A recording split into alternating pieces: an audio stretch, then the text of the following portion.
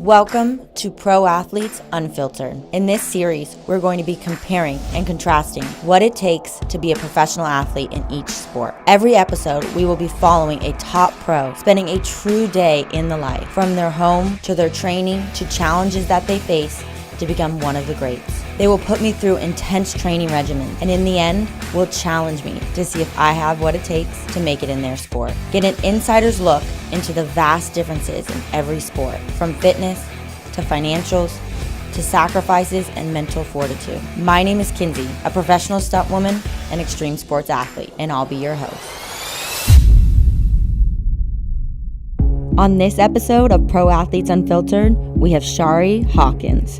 Chari Hawkins is a Team USA gold medalist track and field athlete who competes in the heptathlon, which consists of 7 different track and field events. These events are the 100-meter hurdles, high jump, shot put, 200-meter dash, long jump, javelin throw, and 800-meter run. Success in this sport requires extreme versatility and excellence at 7 events.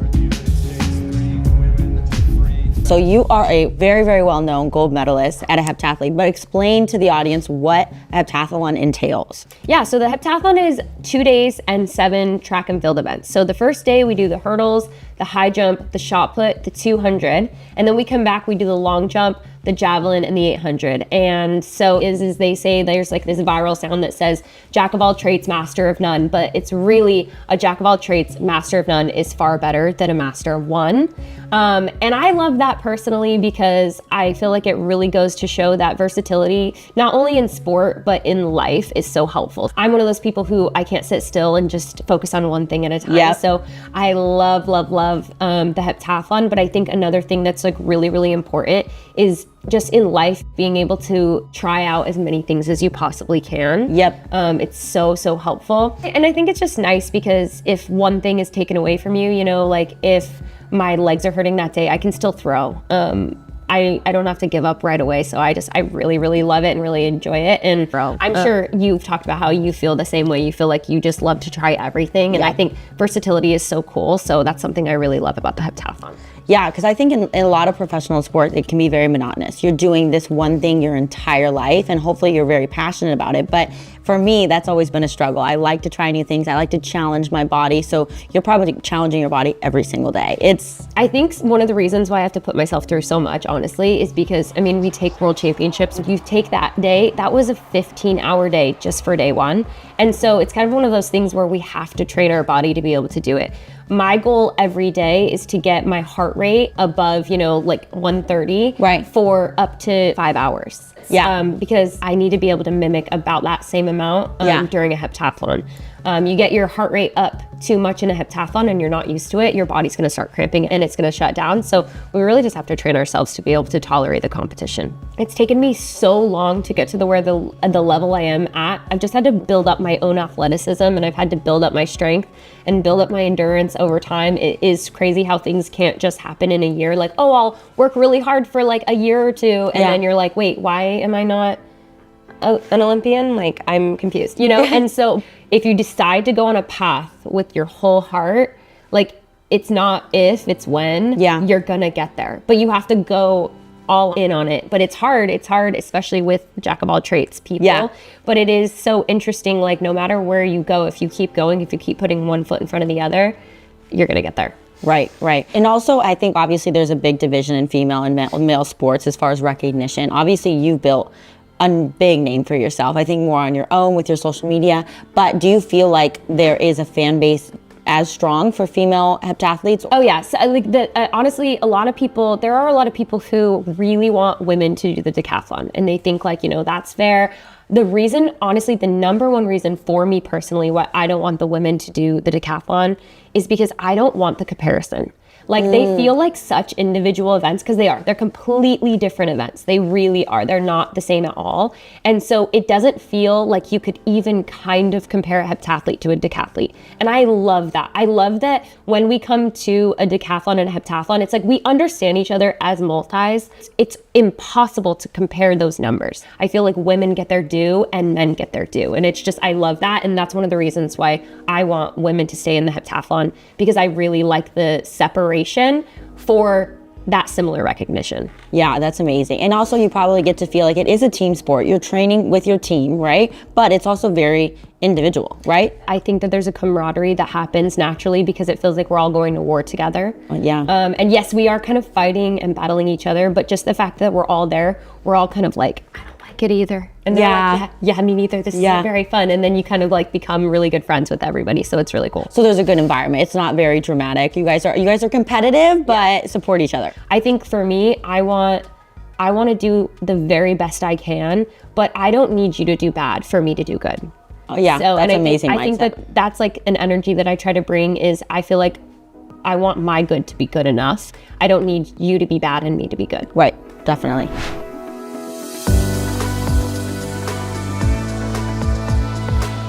Chari's training regimen is the most intense of all the sports we've seen in this series, consisting of 8-hour training days every single day. Starting the day early morning, 7 a.m. with her physical therapy and personal training specialists. Okay, so first thing that we're starting with is I'm getting a running gait analysis. They're gonna do a full exam of my form, what I'm running, which is probably not gonna be that good, but Chari's gonna show us how it's actually done. I'm gonna do one, and then I'm gonna show you my good score, because I know for a fact I'm about to choke.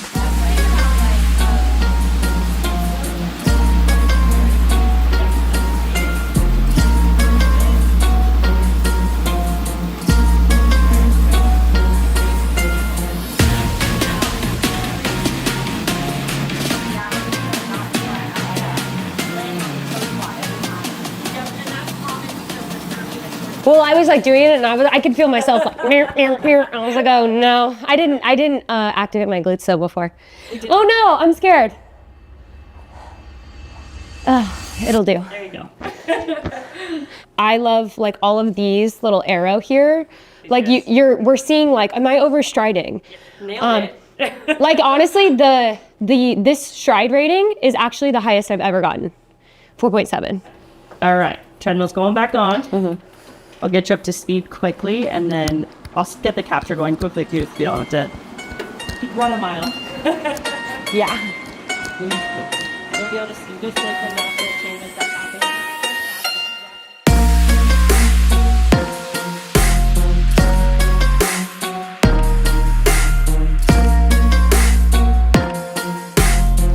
Drop your shoulders, relax your shoulder. There you go.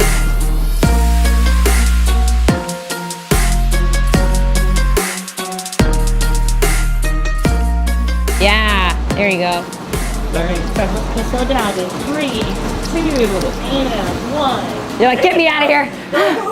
And you do have a nice natural bounce. I get some people that stay very even level, and trying to train a bounce back in then gets really difficult. Oh, see, look.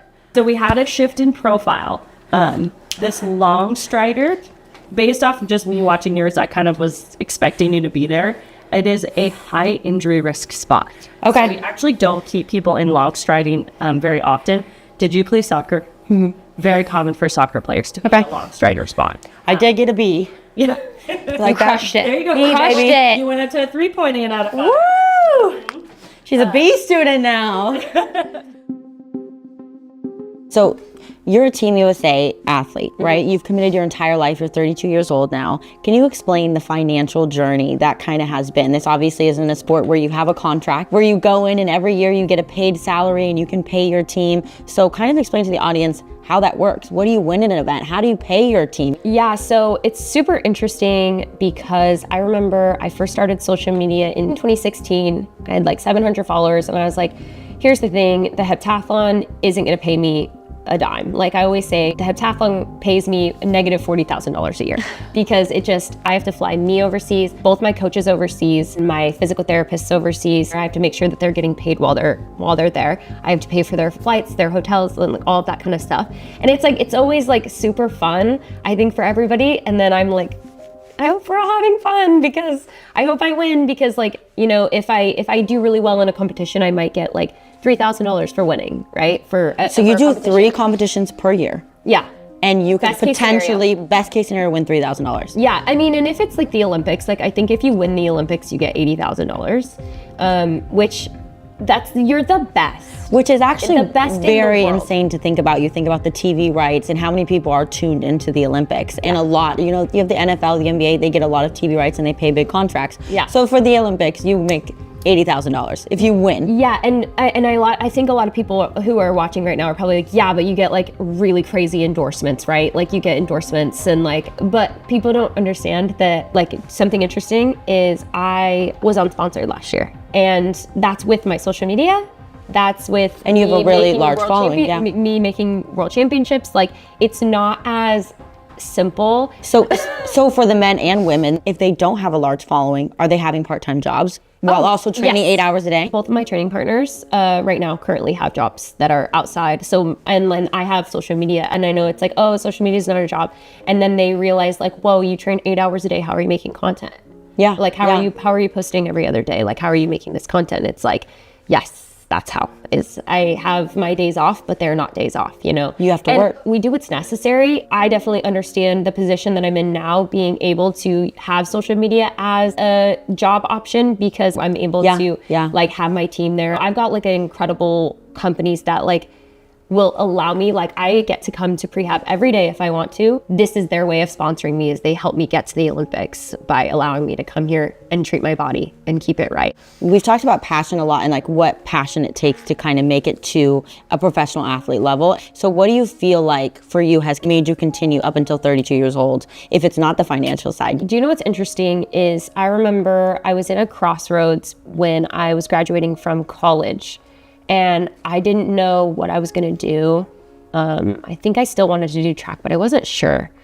And then I asked myself, you know, would you regret not doing this? Yeah. And the answer was like, yes. And then I talked to my parents about it, and my parents are the most supportive people that you could ever imagine, but they're scared of the unknown, like everybody. Yeah, Like, yeah. And so when I told them about wanting to go to Santa Barbara, and they both were like, Chari, like, we don't think you should do that. Oh, wow. And you have to know, these are my biggest fans, like my biggest fans. And they were like, we can't financially support you through this. And I think that's why we're like so hesitant. And I let them know, I was like, I'm going. Like, Yeah, wow. I'm not asking, like I'm going. So guess what they did? Because they're the best. They put me in like their truck. They helped me pack up. They went to Santa Barbara. They met Josh, and they were like, we thought this was gonna be a scam. They were like, this is so cool. Guess who came and visited me in England and thought it was like the coolest thing in the world? They came for my championships, like my parents, right? Yeah. It kind of just goes to show that like, sometimes you even have to prove to the people who believe in you most, you even have to prove to them that you can do it. Yeah. It only takes one person to believe in you. That person has to be you. Because if you believe in you, you can freaking do it. Yeah. It's okay if you don't believe in yourself, by the way. Because you can practice. The brain is a muscle, and our mind is a muscle, and our cells remember everything, including our own thoughts. And so you can actually become the person that believes in you. You just have to like start trying, and then you're not gonna believe yourself. Just like if you start benching, you're gonna be super sore, it's gonna be horrible, it's gonna feel like you can't do it, but then you keep doing it, and then you're like, oh no, I'm starting to believe in myself. Because you struggled with a lot of competition anxiety throughout college. Oh my gosh, even as a pro. Wow. And that completely ruined your performance, right? Yeah. Oh my gosh, it was so bad. Like this is a vulnerable moment, but like a year or two ago, where when I was running, it's weird, but I felt like the connection to like mind body was like lost. It's like I don't even remember the race. I had no control. So because of that, there was something in me right before I had an 800 race last season where I had a full-blown panic attack. So then I freaked out because I was having a panic attack. And it was so bizarre because all I was afraid of is that I was gonna lose control during the race. So my husband actually went through like all of my like tools with me, and he's like, listen, what can you control in this moment while you race? You can't control how you do right now, like you can't control what your time is like at the moment, but can you control you staying focused during the race? Like you staying present? And I was like, yes. He said, okay, just focus on that. And you know what? I stayed focused during the entire race. And the next race that I did, I ran like 6 seconds faster. I love that. Yeah, I think people don't realize as a professional athlete, I know a lot of professional athletes, we've spoken to so many with the series, and how much the mental game is just as important as the physical game. Yeah. And so with your mental game as well, this is a big year for athletes because the 2024 Olympics is coming up. Yeah. Are you training for that? Are you trying to qualify? Yes, 2024 Olympics are coming up. So the qualifying process is almost identical to qualifying for World Championships. You have to go to the trials. The trials are in June, and you have to take top 3. Top 3 in the US. The top 3 in the US go to the Olympics. You also have to be ranked top 24 in the world, but I'm already ranked top 24 in the world, so I don't have to worry about that now this year. So that's great. Congratulations, Yes. top 24 in the world. It's a blessing and a curse. The USA is incredibly competitive for track and field. And so there are a lot of incredible girls that are also ranked within top 24. So it is going to be a race to who can get that top 3 spot. Yeah, wow. You guys, we are currently, Chari is currently prepping to qualify for the 2024 Olympics. So you heard a little bit about that, but today we actually get to go in and train with her and see what it's like as a professional athlete to prep for qualification for the Olympics. I'm very excited. I love a challenge, and I'm very excited because I have so much respect for you, and I'm excited to see inside your life. So guys, come with us. We are going to have a very, very wild, intense day. Let's go train for the Olympics. Let's get it.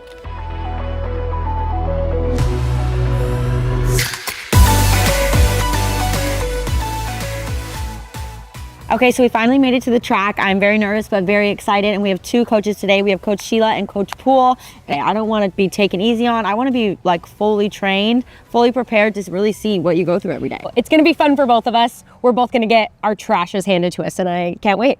I love it. Let's go. Just whenever. I like it.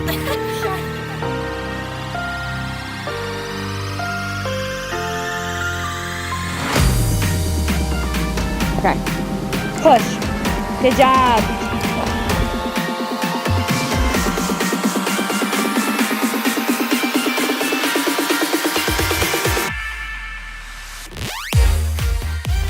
So to this like little yellow guy, on right foot, left foot, right foot, left foot. There you go, that's what it is. I just like get on the toe here. Now drop down and square. Let's do it. There you go. Push. Ooh, nice. Bring it. Nice. Yeah, me too. Oh my gosh. But it's Press. okay. It gets you. It gets you more than you think. So just like this. This is what it's gonna look like. But I'm gonna be going over this. Pop, pop, pop. Nice and bouncy. There you go. Just like that. Okay. Pop, pop, pop. Hurdles. Yep. Just run. Just run over them. You're not skipping. There you go. Good. We're on this one next. There you go. Just like that. Hips down in it.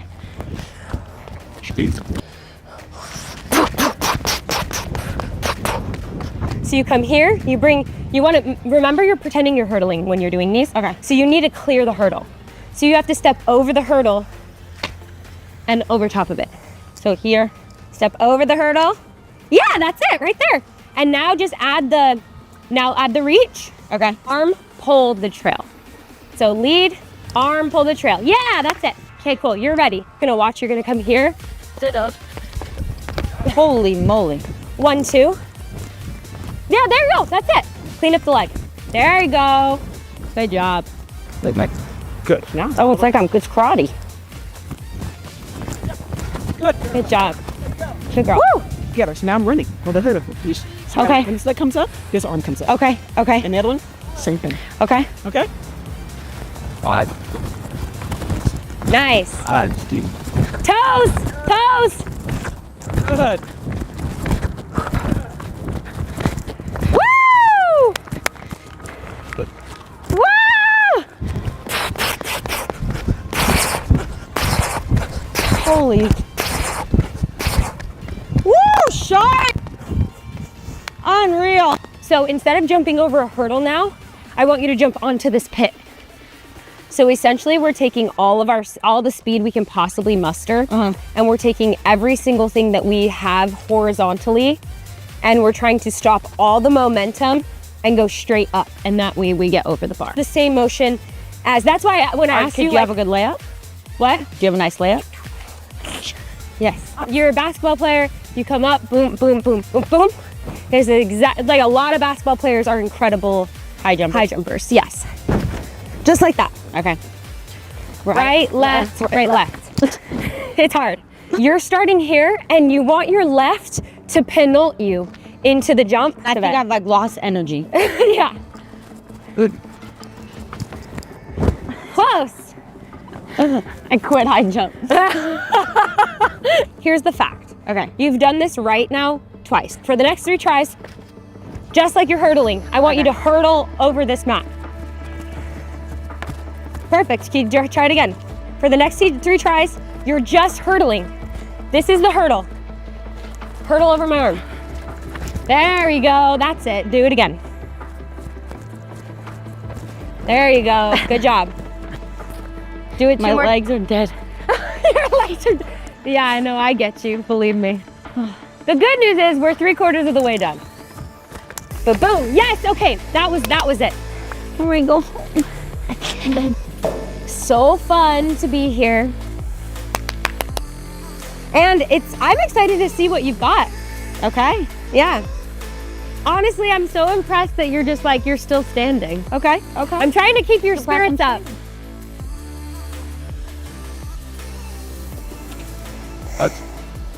There you go. Perfect.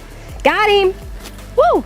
That, and basically the most powerful position with shot put is from here and jumping out of that position. Oh, okay. That's so gonna I'm be here. Yep. Yep, and jumping out, that's gonna be the most powerful position. Okay. It's not super easy to get into it, even though it's so powerful. So we put it into our neck, Okay. the shot into our neck. Got it. And we come down, and then we try to get ourselves into that powerful position. Okay. Down. So Okay. yeah. So, Okay. so we come up, but now jump up. Okay. Jump up. Okay. Yep. In your neck.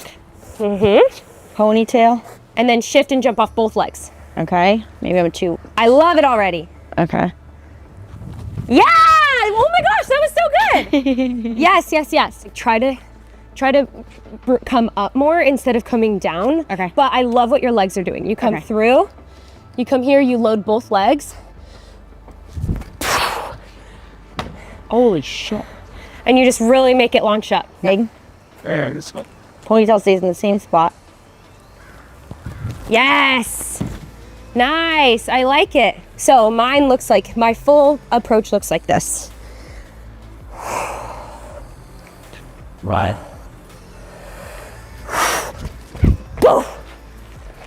Wow. Woo! That's Wow. that's what it looks like. That's what you'll see me do in Paris. Wow. In Paris at the Olympics. That's what she's gonna do. Yeah. Woo! Nice. Good job. That was good. All right, folks. Get me out of here. Catch me at the Olympics. That's all we got. Thank you guys so much for watching today. I honestly have got so much respect for heptathletes. This is unreal. This is probably the hardest day. And so thank you, Chari, for coming out. She is going to be in the Olympic trials in June. So make sure you guys check her out there. I'm going to link all of her profile and everything below if you want to keep up with her. She makes amazing content and she's an insane athlete and also gorgeous. So thank you for showing me the inside look of the track world. I am just blown away. I'm so impressed. Honestly, there were so many times where I was like, yeah, just do it again. And you were like, okay, I'll just do it again. I'll just do it again. And I was just like, okay, here she goes. So yes, amazing. Good job. Now I'm going to need her physical therapist number because we hurting. But thank you guys so much, and I'll see you on the next episode of Pro Athletes Unfiltered. If you guys are whooping my ass, it's going to be hurt on my ego. Have to clear, sign your check, and you kind of go on your way. That's interesting. Yeah. 1, 2, wow.